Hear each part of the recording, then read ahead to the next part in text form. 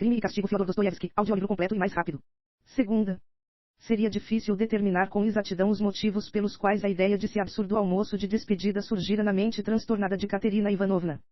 Quase 10 daqueles 20 e poucos rublos, que Raskolnikov destinara ao enterro de Marmeladov propriamente dito, foram realmente gastos com ele. Talvez Katerina Ivanovna imaginasse que seu dever para como finado consistia em homenagear a memória dele, como se deve, para todos os moradores e, sobretudo, Amalia Ivanovna saberem que, ele não apenas não era pior que todos, mas, quem sabe, muito melhor, e que ninguém tinha o direito de torcer o nariz na frente de sua viúva. Talvez a maior influência exercesse aquele peculiar orgulho dos pobres, devido ao qual muita gente humilde se esforça em demasia e gasta os últimos tostões economizados para não ser pior que os outros. Na execução de certos ritos sociais, obrigatórios em nosso meio para qualquer um nem atrair, de alguma forma, a censura dos outros em questão. Era provável também que, nesse caso específico, no momento de ser aparentemente abandonada por todo o mundo, Katerina Ivanovna desejasse mostrar a todos aqueles, pífios e reles inquilinos, que ela não só sabia viver e acolher, mas também não havia sido criada para semelhante destino, e que, educada, na casa nobre e, até se pode dizer, aristocrática de um coronel, não se preparava, de modo algum para varrer pessoalmente o chão e lavar de noite os trapos infantis. Tais paroxismos de orgulho e vaidade acometem, por vezes, até as pessoas mais pobres e modestas, transformando-se, de vez em quando, numa necessidade irritadiça e irrefriável. Além disso, Katerina Ivanovna não era daquelas pessoas mais modestas, poder-se-ia matá-la com certas circunstâncias, mas humilhá-la no sentido moral, isto é, intimidar e subjugar a vontade dela, seria impossível. Sonitka tinha, ademais, boas razões em dizer que a mente de Katerina Ivanovna estava transtornada. Na verdade, ainda não se podia dizê-lo de maneira positiva e definitiva, mas sua pobre cabeça realmente ficara, ao longo de todo o último ano, tão exausta que bem poderia, pelo menos em parte, desarranjar-se. Na opinião dos médicos, a progressão rápida da tísica também contribui para o transtorno das faculdades mentais. Não havia vinhos no plural e de numerosas marcas, nem madeira. 102 Mas, desconsiderada essa hipérbole, o vinho estava na mesa. Havia vodka rum e vinho lisbonense, todos de péssima qualidade, porém numa quantidade desuficiente. Quanto à comida, havia, além da cutiá, uns 3 ou 4 pratos. Inclusive os crepes, provenientes da cozinha de Amalia Ivanovna, sendo servidos também 2 samovares para terminar o almoço com o chá e o ponche. Katerina Ivanovna fizera as compras pessoalmente, auxiliada por um miserável polaco que se hospedava, Deus sabe por quê, na casa da senhora Lipeuzel. Ele se convertera logo no moço de recados de Katerina Ivanovna e passara todo o dia anterior e toda a manhã correndo, de língua para fora. Pelo visto, fazendo grandes esforços para chamar a atenção a essa última circunstância. Ele vinha consultar Katerina Ivanovna por causa de qualquer ninharia, ia atrás dela ao pátio das compras. Não cessava de chamá-la Panit Y. E acabou por deixá-la extremamente aborrecida, embora de início ela dissesse que ficaria perdida sem esse homem prestativo e generoso. Uma das qualidades de caráter de Katerina Ivanovna consistia em pintar, desde logo, a primeira pessoa que viesse com as cores mais belas e vivas, em elogiá-la até que se sentisse envergonhada, em inventar, a favor dela, diversas circunstâncias que nem sequer existiam, em acreditar, com plena franqueza e ingenuidade, que estas fossem reais, e em ficar depois, de repente, toda decepcionada e romper, de vez, com aquela pessoa que tinha literalmente venerado algumas horas antes, cuspir nela e enxotá-la aos empurrões. Sua índole era alegre, jovial e pacífica por natureza, porém os infortúnios e fraquessos ininterruptos fizeram que ela passasse a desejar e a exigir com tanta veemência que todos vivessem em paz e alegria, e não ousassem viver de outra maneira, que a mais leve dissonância vital, o menor revés a deixavam, de pronto, quase frenética, e num instante, depois das mais rútilas esperanças e fantasias, ela se punha a amaldiçoar o destino, a quebrar desesperada, tudo quanto lhe caísse nas mãos e a bater a cabeça contra a parede. Amalia Ivanovna também adquiriu, de repente, certa significância extraordinária aos olhos de Katerina Ivanovna, a qual passou a respeitá-la sobremaneira, talvez pela única razão de ter sido tramado esse almoço de despedida, já que Amalia Ivanovna decidiu, com toda a solidariedade, participar de todos os afazeres, encarregou-se de pôr a mesa, de arranjar as toalhas, louças etc., e de fazer a comida em sua cozinha. Indo ao cemitério, Katerina Ivanovna incumbiu-a de tudo. E tudo foi realmente preparado com esmero. As toalhas de mesa estavam bastante limpas, os talheres, garfos, facas, cálices, copos e xícaras dos mais diversos tamanhos, tipos e marcas, emprestados de vários inquilinos. Ficaram todos servidos na hora certa. Amalia Ivanovna, que achava ter feito um excelente trabalho, recebia a quem voltava do cemitério até com certo orgulho, toda nos trinques, de touca com novas fitinhas pretas e vestido de luto. Embora merecedor, esse orgulho a desagradou, por algum motivo, Katerina Ivanovna, como se a gente não o conseguisse pôr à mesa sem Amalia Ivanovna. Tampouco apreciou ela a touca com novas fitinhas. Será que essa alemã abestalhada se orgulha de ser a dona da casa e só consentiu em ajudar os inquilinos pobres por caridade, por caridade? Muito obrigada. Na casa de meu paizinho, que era coronel e quase governador, a mesa era posta, às vezes, para 40 pessoas, e uma tal de Amalia Ivanovna, ou melhor, Lyudvigovna, nem sequer entraria lá na cozinha. De resto, Katerina Ivanovna resolveu ocultar suas emoções até o momento apropriado, pensando com seus botões que precisava refrear Amalia Ivanovna no mesmo dia e apontar o verdadeiro lugar dela para que não se considerasse Deus sabe o que, e tratou-a, por ora, com certa frieza. Outra contrariedade também contribuiu, em parte, para o mau humor de Katerina Ivanovna. Quase nenhum dos vizinhos convidados, tirante o polaco que dera um pulinho, inclusive, no cemitério, viera ao enterro. Porém, na hora da homenagem, quer dizer, do almoço, apareceram todos os inquilinos mais pobres e aviltados, muitos deles com ares lamentáveis. Grosso modo, o maralé, enquanto os mais velhos e respeitáveis ignoraram o convite, como que se acordando de propósito. Não veio, por exemplo, Piotr Petrovich Luzhin, o mais digno, sem dúvida, de todos os moradores, se bem que ainda na noite anterior Katerina Ivanovna tivesse contado a todo o mundo, isto é, a Amalia Ivanovna, Politka, Sônia e o polaco, que esse homem nobre e magnânimo ao extremo, de fortuna e influência excepcionais, bem aceito na casa de seu pai e velho amigo de seu primeiro esposo, prometera recorrer a todos os meios para arranjar uma vultosa pensão em prol dela. Note-se que exaltando a influência e a fortuna de alguém, Katerina Ivanovna fazia isso sem nenhum interesse ou cálculo pessoal, com total desprendimento e, por assim dizer, de coração transbordante, por mero deleite de exaltar e valorizar o exaltado. Além de Luzhin, provavelmente, seguindo o exemplo dele, não veio, aquele pífio cafajeste Lebeziatnikov. O que é que imagina? Aquele ali. Foi convidado tão só por caridade e por ser amigo de Piotr Petrovich e morar no mesmo quarto com ele, de modo que seria feio deixar de convidá-lo. Tampouco compareceu certa dama de 1 tonelada de peso como sua filha, donzela passada da idade. Elas se hospedavam nos quartos de Amalia Ivanovna apenas por umas 2 semanas, mas já tinha reclamado diversas vezes daquele barulho e gritaria que se ouviam no quarto de Marmeladov, sobretudo quando o finado voltava para casa bêbado, o que Amalia Ivanovna comunicara logo a Katerina Ivanovna, injuriando-a, ameaçando expulsar a família toda e vociferando com todas as forças que ela não valia nem sequer o pé dos nobres inquilinos. Que estava incomodando. Foi de propósito que Katerina Ivanovna decidiu convidar agora essa dama e sua filha, de quem nem sequer valeria o pé, ainda mais que, até lá, a vizinha lhe virava, com arrogância, as costas, a fim de ela saber que, a gente pensa e sente de maneira mais nobre e convida sem lembrar o mal, e para elas duas verem que Katerina Ivanovna não costumava viver na miséria. Pretendia explicar-lhes isso, sem falta. A mesa e mencionar igualmente a governadoria do finado paizinho, fazendo-as, ao mesmo tempo, notar indiretamente que não deviam virar as costas a Katerina Ivanovna e que isso era uma tolice das grandes. Tampouco veio um gordo tenente-coronel, de fato, um capitão reformado, esclarecendo-se, aliás, que estava, de cara cheia. Desde a manhã passada. Numa palavra, compareceram apenas o tal polaco, um servidorzinho macilento, com acne e sem discurso, de casaca zebenta e cheiro repulsivo, e um velhote surdo e quase cego, que servira antanho nos correios e, desde os tempos imemoráveis, era sustentado na casa de Amalia Ivanovna, Deus sabe por quem e com que intuito.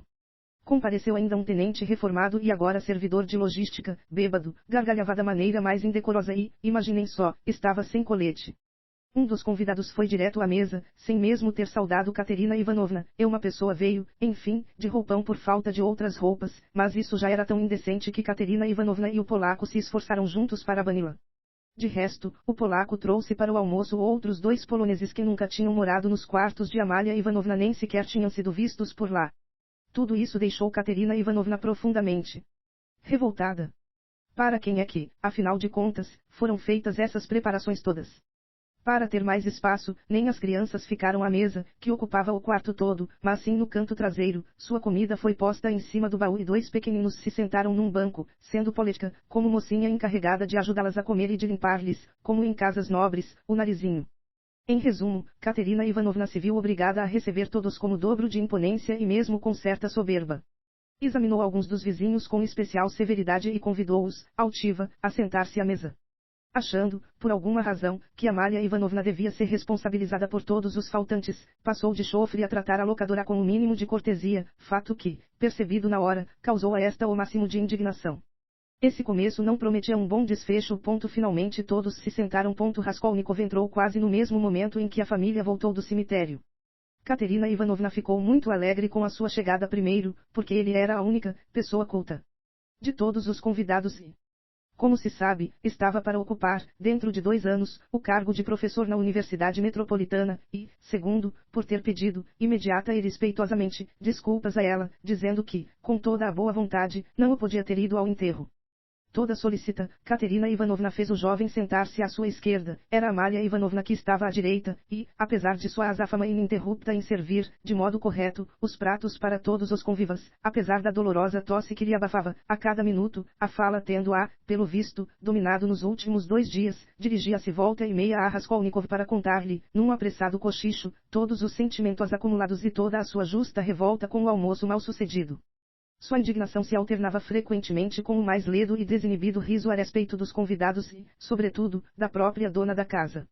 A culpa é toda desse coco. Você entende de quem estou falando? Dela sim, dela. E Katerina Ivanovna acenou para o lado da locadora. Olhe só como arregalou os olhos, sente que falamos dela, mas não consegue entender e fica assim. Ah, que coruja, ah. Tosse, tosse, tosse, o que é que quer mostrar com essa touca, hein? Tosse, tosse, tosse. Quer que todo o mundo ache que ela me honra com sua presença e é minha protetora, você já notou? Pedi-lhe, como a uma mulher decente, que convidasse pessoas de bem, notadamente, os conhecidos do finado, e olhe quem ela trouxe, palhaços é porcalhões. Vê aquele de cara imunda, é uma meleca de 2 pernas. E aqueles pulocos? Ah. Tosse, tosse, tosse, ninguém, mas ninguém mesmo os viu nunca por aqui, muito menos eu. Pergunto-lhe, pois, por que eles vieram? Sentados juntos, com aquele ar grave. Ei, Panoviei! Gritou de repente, a um dos poloneses. A senhoria pegou crepes. Peguem mais, tomem cerveja, cerveja. Não querem vodka? Olhe só, ficou em pé cumprimenta, olhe, olhe. De certo estão com muita fome, coitados. Que comam, pois. Ao menos, não fazem barulho, só tenho medo que sumam as colherinhas de prata da locadora. Amália Ivanovna. De supetão, ela se dirigiu a esta em voz alta. Caso roubem suas colherinhas, não me responsabilizo por elas, aviso-a de antemão. Ah. Desandou a rir voltando-se de novo para Raskolnikov e acenando em direção à locadora contente com sua piada. Não entendeu outra vez. Fica lá de boca aberta, olhe, uma coruja de verdade, um mocho de fitas novas, o riso dela se transformou novamente numa tosse insuportável que durou 5 minutos. Um pouco de sangue ficou no lenço, as gotas de suor surgiram-lhe na testa. Calada, Katerina Ivanovna mostrou o sangue a Raskolnikov e, mal retomando fôlego, tornou a cochichar-lhe, com uma empolgação extraordinária e manchas vermelhas nas faces. Olhe só, eu dei a ela, digamos, a mais fina incumbência de convidar aquela dama e sua filha. Entende de quem estou falando? Deveria cumpri-la da maneira mais delicada, agir da forma mais engenhosa, e ela fez que aquela burra do interior, aquela safada arrogante, aquela provinciana de quinta, somente por ser viúva de um major lá e por ter vindo para reclamar a pensão e surrar a barra de saia pelas repartições públicas, aquela mulherzinha que, com 55 anos, usa corante, põe lápis, a gente sabe. Fez que aquela safada não apenas deixasse de vir, mas nem sequer mandasse alguém pedir desculpas, já que não podia aparecer em pessoa, como exige em 3 casos, a mais ordinária polidez. Tampouco consigo entender por que não veio Piotr Petrovitch. Mas onde está Sônia? Aonde foi? Ah, ei-la enfim, onde estavas, Sônia? É estranho que, mesmo no enterro do pai, estejas tão desleixada. Rodion Romanovich, deixe-a ficar ao seu lado. Eis aqui teu lugar, Sonitka. Pega o que quiseres. Come a galantina, que está boa. Agora trarão os crepes. Já deram comida às crianças. Poletka, olha se há tudo na sua mesa, tosse, tosse, tosse. Pois bem. Sê boa menina, Lenia, e tu colha, deixa de balançar as perninhas e senta-te como uma criança nobre. O que tu dás, Sonitka? Sônia se apressou a transmitir-lhe as desculpas de Piotr Petrovitch falando alto de propósito, para todos poderem ouvir, e usando as expressões mais cortisas que ela mesma adornara e até inventara adrede em nome de Piotr Petrovitch. Acrescentou que Piotr Petrovitch mandara dizer, em especial, que viria, tão logo lhe fosse possível, para falar sobre os negócios a sós e combinar o que se podia fazer e empreender no futuro etc. etc. Sônia sabia que isso acalmaria e apaziguaria Katerina Ivanovna, lisonjeando-a e, o principal, satisfazendo a sua vaidade. Ela se sentou perto de Raskolnikov, cumprimentou-o depressa e lançou-lhe uma olhada curiosa. Aliás, evitaria mirá-lo e conversar com ele em todo o tempo restante. Estava como que distraída, embora não despregasse os olhos do rosto de Katerina Ivanovna ansiosa por agradar-lhe. Nem ela nem Katerina Ivanovna estavam de luto, por falta de trajes. Sônia usava um vestidinho marrom escuro, e Katerina Ivanovna, seu único vestido listrado de chita.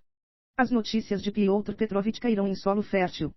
Ao escutar Sônia com imponência, Katerina Ivanovna perguntou, num tom não menos imponente, se Piotr Petrovich estava bem de saúde. Depois cochichou a Raskolnikov, de imediato e quase gritando, que seria deveras estranho um homem tão importante e respeitável como Piotr Petrovich ficar numa companhia tão esquisita, não obstante toda a sua lealdade para com a família e a antiga amizade com o paizinho dela. Por isso é que lhe agradeço tanto, Rodion Romanovich, por não ter desprezado o meu pão, mesmo com esse ambiente. Adicionou quase em voz alta. Estou certa, aliás, de que só a sua especial amizade com o pobre finado o incitou a cumprir sua promessa. Depois ela tornou a olhar, altiva, para todos os convidados e, de repente, perguntou com uma deferência peculiar. Por cima da mesa e com uma voz muito alta. Ao velhote surdo se ele não queria mais guisado e se já lhe tinham servido o vinho lisbonense. O velhote não respondeu e levou muito tempo para compreender a pergunta, se bem que os vizinhos o empurrassem e caíssem na gargalhada. Apenas olhava ao redor, boquiaberto, o que atiçava ainda mais a alegria de todos. Mas que pateta! Olhe, olhe! Por que o trouxeram aqui? Quanto a Piotr Petrovich, sempre confiei nele. Katerina Ivanovna continuou a conversar com Raskolnikov. Com certeza, ele não se parece. Num tom brusco e alto, ela se dirigiu a Amalia Ivanovna com um ar tão ríspido que esta ficou mesmo assustada. Não se parece com essas suas sirigaitas ajanotadas que meu paizinho não aceitaria na casa dele, nem para cozinhar, e que meu finado marido honraria, por certo, se as recebesse aqui tão só em razão de sua bondade inesgotável. Gostava de beber, sim, a gente gostava disso, bebia. Exclamou, de súbito, o servidor de logística, emborcando o 12º cálice de vodka. Meu finado marido realmente teve essa fraqueza, e todo o mundo sabe disso. De chofre, Katerina Ivanovna atacou-o, furiosa, contudo, era um homem bondoso e nobre, que amava e respeitava nossa família. O único mal é que, devido à sua bondade, confiava demais em várias pessoas depravadas e só Deus sabe com quem bebia, até com aqueles que não valiam a sola de seu sapato. Imagine, Rodion Romanovich, no bolso dele encontraram um pirulito de mel, vinha mortalmente bêbado, mas sem esquecer as crianças. Pirulite-o. A senhora disse, pirulite-o. Bradou o senhorzinho da logística. Katerina Ivanovna não lhe concedeu resposta. Ficou pensativa e deixou escapar um suspiro. Talvez você pense, igual a todos, que eu tenha sido severa demais com ele. Prosseguiu, dirigindo-se a Raskolnikov. Pois não foi assim, não, ele me respeitava muito. Era um homem de alma bondosa. Às vezes, tinha tanta pena dele. Está sentado, às vezes, num canto e olha para mim, e eu cá sinto tanta pena dele que quero fazer-lhe um carinho e depois penso com meus botões, é só lhe fazer um carinho, e ele se embebeda de novo. Apenas com rigidez é que se podia segurá-lo. Houve, sim, puxões de cabelo, houve diversas vezes. Berrou novamente o servidor, despejando mais um cálice. Certos bobalhões por aqui mereceriam não só um puxão de cabelo como também uma vassourada. Não é do finado que estou falando. Declarou Katerina Ivanovna para ele. As manchas ficavam cada vez mais rubras em suas faces, seu peito ondeava.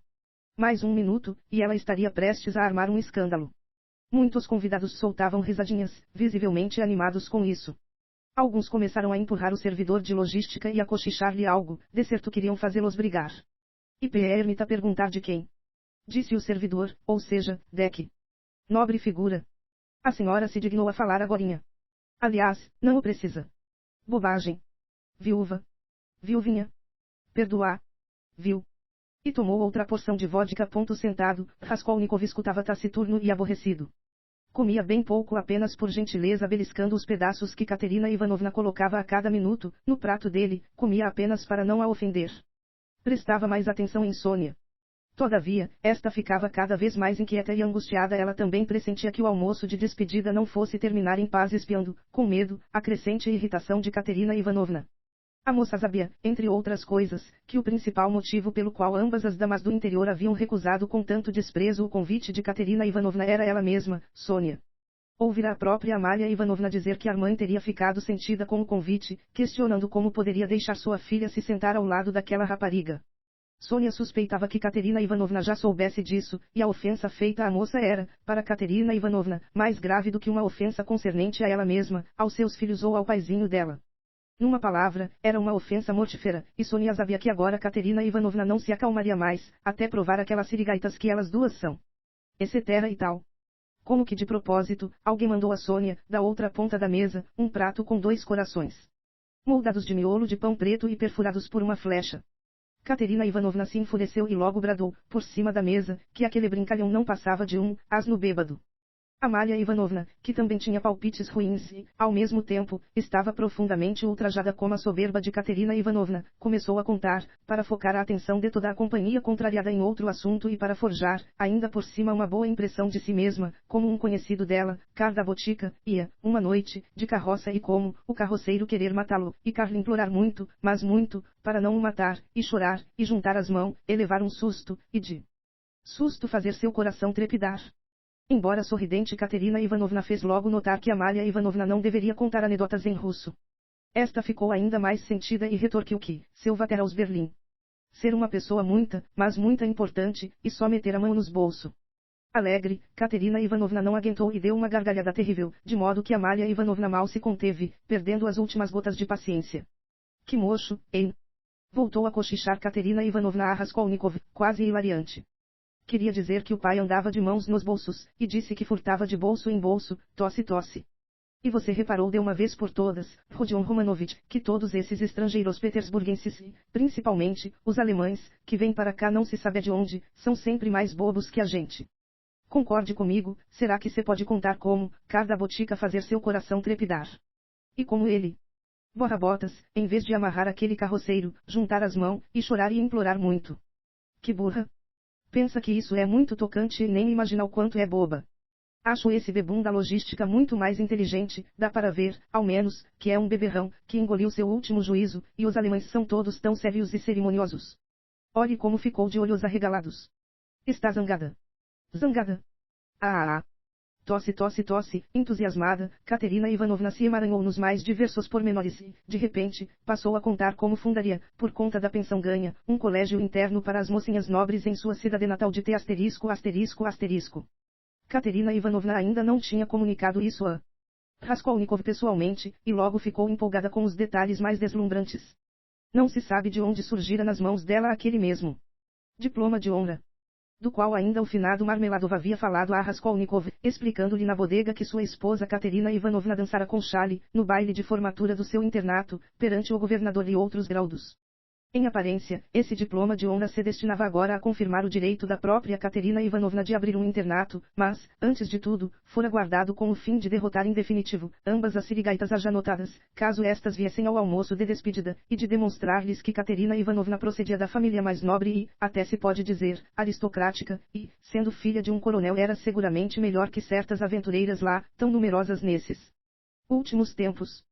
O diploma de honra logo foi passando de mão em mão, sem que Katerina Ivanovna impedisse os convivas embriagados de lê-lo, já que dele realmente constava, em tautes lettres, que ela era filha do servidor de 7ª classe e cavalheiro, ou seja, quase filha de um coronel. Toda exaltada Katerina Ivanovna não demorou em contar, com todos os detalhes, sobre a sua futura vida, bela e serena, na cidade de T ****, sobre os professores ginasiais que convidaria a dar aulas em seu colégio interno, sobre o francês Mangot, um respeitável velhote que ensinara francês a ela própria, quando menina, e ainda continuava vivendo ali em T ****, e com certeza iria trabalhar para ela, aceitando a remuneração mais módica. Referiu-se, por fim, a Sônia, que se mudaria para T ****, com Katerina Ivanovna para ajudá-la em tudo. De súbito, alguém deu uma risada na ponta da mesa. Conquanto tentasse fazer de conta que não reparava, desdenhosa, nesse riso que surgira na ponta da mesa, Katerina Ivanovna elevou, de pronto, a voz e começou a falar com ardor da incontestável capacidade que Sofia Semyonovna tinha para ajudá-la, bem como da humildade, paciência, abnegação, nobreza e boa educação dela, chegando a tocar, carinhosa, na face de Sônia, a ficar em pé e a beijá-la 2 vezes com toda a cordialidade. Sônia ficou vermelha, e Katerina Ivanovna desandou, de supetão, a chorar, dizendo a respeito de si mesma que era uma boba melindrosa e estava entristecida demais, que estava na hora de terminar o almoço e, uma vez esgotados os petiscos, de servir o chá. Nesse mesmo instante, definitivamente ofendida por não tomar a mínima parte na conversa geral e por ninguém a escutar, Amália Ivanovna se atreveu a fazer a última tentativa e, com uma angústia reprimida, ousou dirigir a Katerina Ivanovna uma observação extremamente profunda e útil de que se deveria prestar especial atenção, naquele futuro colégio, ao asseio das roupas debaixo das moças, e que, precisar, sem falta, haver uma dama tão boa assim para olhar as roupas. Além disso, para nenhuma das jovens donzela ler de noite nenhum romance daquele. Katerina Ivanovna, a qual realmente estava muito triste e muito cansada com esse almoço, logo declarou a Amalia Ivanovna que esta falava bobagens. E não entendia nada, que não seria a diretora do nobre colégio quem cuidaria das roupas de baixo, mas sim a roupeira, e que, no tocante à leitura dos romances, ela pediria que a locadora se calasse em vez de dizer tais indecências. Amalia Ivanovna ficou corada e retorquiu com maldade que apenas desejar o bem, e que desejar muitos e muitos bem, e que, a tempo não pagar dinheiro pelo aluguel. Katerina Ivanovna não tardou em retribuir, dizendo que desejar o bem era uma mentira, pois apenas no dia anterior, quando o finado estava ainda no quarto, a locadora vinha atormentá-la por causa do aluguel. Bem consequente, Amalia Ivanovna respondeu que convidar aquelas dama, mas aquelas dama não vir, porque ser dama nobre e não poder mexer com a dama não nobre. Katerina Ivanovna logo pôs em relevo que a própria locadora não podia discernir a verdadeira nobreza, por pertencer, ela mesma, à pior gentalha. Amalia Ivanovna não aguentou e disse, de imediato, que, seu Vetter aos Berlim ser uma pessoa muito, mas muito, importante, e só meter ambas as mãos nos bolsos e fazer bem assim, puff, puff, e, para representar, de fato aquele seu, Vetter, pulou da cadeira, colocou ambas as mãos em seus bolsos, enfunou as bochechas e passou a emitir certos sons indefiníveis e semelhantes a, puff, puff, com a boca, acompanhada pelo riso ensurdecedor de todos os inquilinos que incentivavam Amalia Ivanovna com sua aprovação proposital na expectativa de uma briga. Katerina Ivanovna, que já não podia tolerar isso, bradou para todo o mundo ouvir que Amalia Ivanovna nunca tivera, quiçá, nenhum, Vetter, e que, não passando de uma bêbada estoniana petersburguense, servira antes como cozinheira em algum lugar ou, quem sabe, fizera coisas piores ainda. Vermelha que nem um lagostim cozido, Amalia Ivanovna começou a guinchar que era a própria Katerina Ivanovna que, nunca ter Vetter, quem sabe, e que o Vetter e o Berlim usar uma sobrecasaca comprida assim, e só fazer puff, puff, puff. Katerina Ivanovna rebateu, com desdém, que todos conheciam sua procedência, e que até no diploma de honra estava escrito, em letras de forma, que seu pai era um coronel e, quanto ao pai de Amalia Ivanovna, se ela tinha, pelo menos, algum pai lá, este era, por certo, um estoniano petersburguense e vendia leite, sendo, aliás, o mais provável que ela não tivesse nenhum pai legítimo, pois não se sabia, até agora, o patronímico de Amalia Ivanovna mesmo ou Lyudvigovna. Completamente fora de si, Amalia Ivanovna desferiu uma punhada na mesa e continuou guinchando que ela se chamava Amal Ivan. E não, Lyudvigovna, e que, seu Vetter se chamar Johann e ser burgomestre, enquanto o pai de Katerina Ivanovna, nunca, jamais ser burgomestre. Katerina Ivanovna se levantou da cadeira e, ríspida, fê-la notar, com uma voz aparentemente calma, embora toda pálida e de peito ondeante, que, caso a locadora se atrevesse, mais uma vez, a colocar no mesmo nível aquele Vatterzinho de quinta e o seu paizinho, ela, Katerina Ivanovna, arrancar-lhe-ia a touca e pisoteá-la-ia todinha. Mal ouviu isso, Amalia Ivanovna se pôs a correr pelo cômodo e a gritar com todas as forças que era a dona da casa, que Katerina Ivanovna devia, neste exato momento, liberar o quarto, passando, em seguida, a retirar da mesa suas colheres de prata. Fez-se um grande barulho, e as crianças começaram a chorar. Sônia correu para conter Katerina Ivanovna, mas, quando Amalia Ivanovna gritou, de repente, alguma coisa sobre o cartão amarelo, Katerina Ivanovna empurrou Sônia e partiu para cima da locadora, disposta a realizar imediatamente a sua ameaça em relação à touca. Nesse momento, a porta se abriu, e na soleira do cômodo surgiu Piotr Petrovich Luzhin. Ficou parado e examinou, com atenção e severidade, todos os presentes. Katerina Ivanovna se arrojou ao encontro dele. Aproveite e curta o vídeo e se inscreva no canal.